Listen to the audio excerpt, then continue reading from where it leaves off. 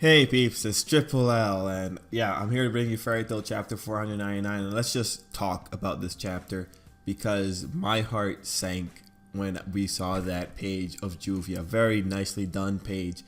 But yeah, my god, this was an event very befitting of the chapter before 500, and this may be a big monumental moment for Gray.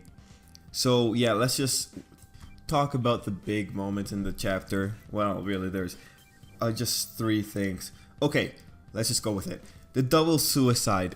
Ah, man, you know, the build up towards the double suicide I thought was very nicely done.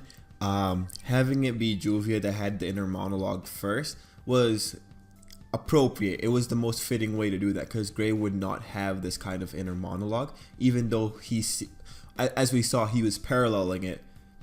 So that whole scenario, then seeing that Gray also did it, and by the way had the time to make a very nicely crafted sword, was a very powerful moment because it did at least show that Gray held enough feeling for her that he was able to overcome Invel's magic. Now, the angry person within me wants to say, how come Juvia couldn't like turn into water and get away from this? How come Juvia couldn't do that? Because Juvia's power has a very astonishing degree of flexibility. But because Invel probably pulls rank due to ice and ice freezing water, and just because of the effects of the chain itself, that they might not allow logical thinking, and the best she could do was use water that was meant for Gray on herself, I'll accept it. It was a really nasty situation to be in, and without any allies coming in to help, that wasn't great. Anyway, the double suicide. The line that really stood out to me in this instance when they had both fallen into the ground was not to avenge us. I really thought, dear God, they're dead. This is, oh man, this is bad. And actually, had it been both of them, I would not have felt as bad as I do right now. But then we get the thing that Juvia does, and which it's pretty much bloodbending.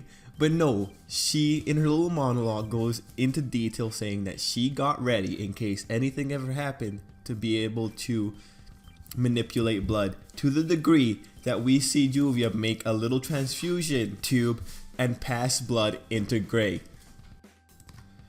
Juvia again is just demonstrating how competent of a power she has, or how competent to the degree that she can use her power. It's very inspiring, and I wish the other fairy tale mages had this kind of flexibility when it came to their magic base.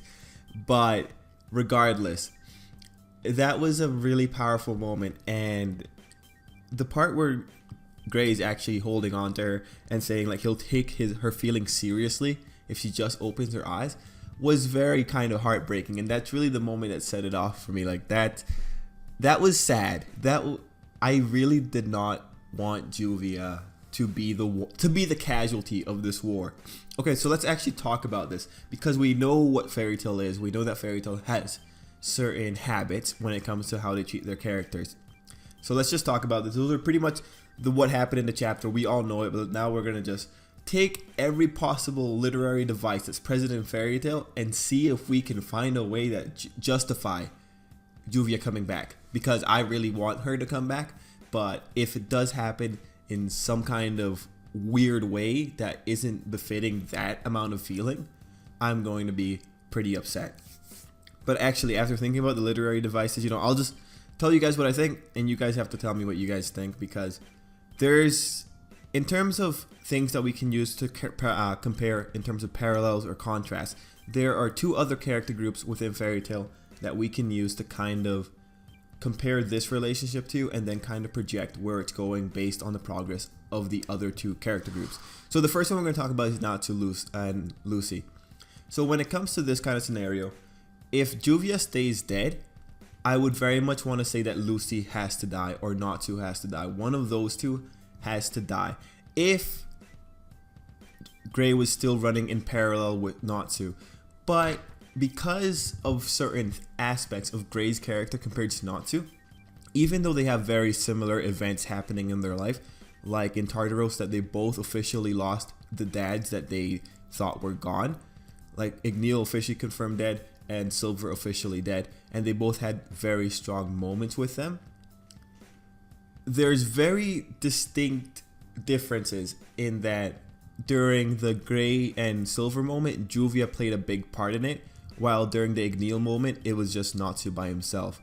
And because of that, the Gray Silver moment had more of an emotional impact because more characters were involved in what killed off Silver. But anyway, the problem with the Natsu and Gray comparison nowadays is that they don't run in parallel anymore. Originally, the fire and ice thing was the big indicator that they were different, but at the end of the day, they accomplished the same things and they kind of went together in the same direction. But now you have scenarios where, while Natsu's power upgrades have been just taking on dragons, Gray's power upgrades push him more towards dark. So at this point, they've already started their kind of different way. So instead of a parallel, it's just a really hard contrast. And now we have a situation where horrible things are happening to Gray. And even with the Igneel situation, even though Natsu did have a kind of messed up past, because he doesn't have recollection of it, compared to Gray, who has a lot of trauma regarding the people he's lost in his life, keeping Juvia lost is only going to further cement his character in terms of how much loss he will have in his life compared to Natsu. So we might actually end up with a situation where if Lucy doesn't die, it will be perfectly in line with what's happening to Gray with Juvia. And the only reason I'm using Lucy in particular, not Lisana, is just because the Lucy relationship is a bit more prevalent in Fairy Tail. But judging off of that particular relationship, because they seem like they're going in opposite direction, that their contrast, it would make sense that Juvia stays dead, because chances are Natsu and Lucy will continue going and Lucy might end up living. And in this situation, it would still work out with this dynamic that Natsu and Gray have kind of established. Yeah, I went into this thought trying to justify a way to bring Juvia back using the Natsu and Lucy relationship, but in terms of the devices that we could use here, it won't work because Gray's set up to be very contrast to Natsu. Gray has a more complex feeling background than Natsu has, and Gray has way more tragic loss than Natsu has, and because of their power dynamics, the power schemes, the way they deal with life, it might be a problem. Like, they have those points where they do intersect, like with the losses of their dad, and even in this chapter with Gray asking to avenge Natsu. But with the END threat looming like really closely, we could have a situation where Invel does go out of his way to tell Gray that END is Natsu, and that would be very horrifying. If Gray's mentality has already shooken to the point that he doesn't care anymore, then chapter 500 might be a very big deal. And if Gray does go out of his way to attack Natsu and all of this, then I really do think Juvia, story-wise, character-wise, will not be coming back. But if in next chapter, Gray is somehow able to overlook that, like even if they have a squabble with him and Natsu fight it out, and he actually kind of like regains his senses and just decides not to pursue it, then I could see Juvia coming back more as a prize for Gray standing up against that temptation in terms of the writing of Fairy Tail. I know, I'm really trying hard to find some kind of way to bring Juvia back. Anyway, the next relationship that we can compare Gray and Juvia to is the Gajeel and Levi situation. But unfortunately, that situation is not running in parallel with Gray and Juvia's relationship. It actually runs in contrast as well. Because where Gray and Juvia had where Juvia was constantly, making her love for Gray known, we had the Gajeel and Levi situation where it was very strongly implied that Levi was feeling something for Gajeel in terms of the actions that she did, like how much she supported him after Gajeel tried to redeem himself. But then the Levi and Gajeel situation, their relationship actually had more powerful moments in terms of actions that would deem a relationship like the underwater kiss. That because of that, they had a relationship where it was more the action was what was telling the readers that they cared about each other. And then we had the heartfelt confession at the end where Gajeel was pretty much telling Levi he loved her. And in that situation, even the way that Gajeel died, I could justify it more because Gajeel's body wasn't crippled. It wasn't destroyed. It wasn't put to the point that it couldn't operate anymore. So Gajeel coming back made sense because his death was based on him being dragged somewhere. So now when we come to the Juvia relationship, because her and Gajeel are already kind of cemented as being different, even though they were both originally members from Phantom Lord, in terms of the contrast that was already set up with that relationship dynamic, it only makes sense for Juvia to stay dead. And that's sad. But anyway, it's fairy tale and literary devices don't always matter. So that's what I'm going with now. It doesn't matter if those other two relationships are saying no, Juvia should stay dead. I will hope that Mashima pulls something out of somewhere. Anyway, in terms of Juvia coming back, the only way I could possibly justify this in my head is if it was just someone's uber magic. Like, really, there is no way for Juvia to come back unless someone does like really hardcore magic.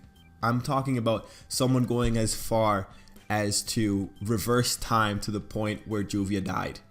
That's the only way I could see this happening.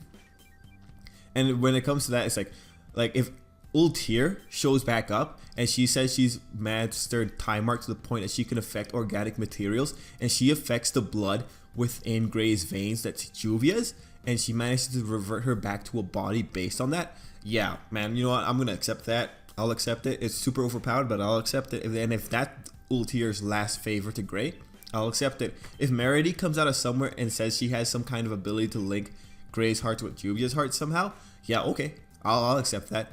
If Invel decides he can freeze time and then Ultir shows up to only further do what she can do, yeah, okay, I'll accept that. Let's see, who else has really hacked overpowered powers? Those are all the people I can think of. Anyway, or yeah, if Invel makes Juvia like an ice body and then her blood, circulates into it and then she creates back herself, yeah, okay, I'll accept that too, actually. So, creativity is really what will say whether or not Juvia lives. But yeah, this was a very powerful moment, and guys, thanks for just taking the time to listen to this, because listening about character dynamics isn't the most interesting thing, but it's things that we could use to actually justify that Juvia might be dead, and that is sad. Now, in terms of who Mashima is killing off in these chapters, it's interesting that he is taking the hits at the Phantom Lord members. But if Juvia does stay dead, I think it'll hurt a lot more, because Juvia was this emotionally naive character, and you never want to think that character is going to die, even though Juvia was really competent with her powers, and it's a shame to lose her. But we'll have to see what happens in chapter 500. We'll have to see. Anyway, the last thing I want to talk about is Invel, because Invel does show a bit more of its characterization. He does very much care about Zeref, and that picture that Zeref has of Natsu and himself, that was very adorable. But anyway, yeah, Invel does care about Zeref. He wants Zeref to be in the best position he can be to kill Acnologia, and END is an active deterrent to that position. So overall, seeing Invel's thought process on this, very interesting, and seeing the fear in his eyes when he sees Gray show up in that last panel, and Gray's in full on like, oh my god, I'm gonna kill you mode. Yeah, that was worth it. That was worth it. So anyway, this was a pretty big chapter. To conclude everything in this video, we talked about Juvia's death, we talked about my feelings regarding it, we talked about character dynamics present in the Natsu, Lucy, and Gajeel and Levi pair, and how things aren't really parallel, they're more contrasting compared to the Gray and Juvia relationship. And yeah, we talked about Invel. Anyway guys, thank you very much. Let me know what you think, and for this chapter I'm gonna have to say I loved it because of the emotional reaction it did manage to pull out of me. Anyway guys, till next time, have a good day.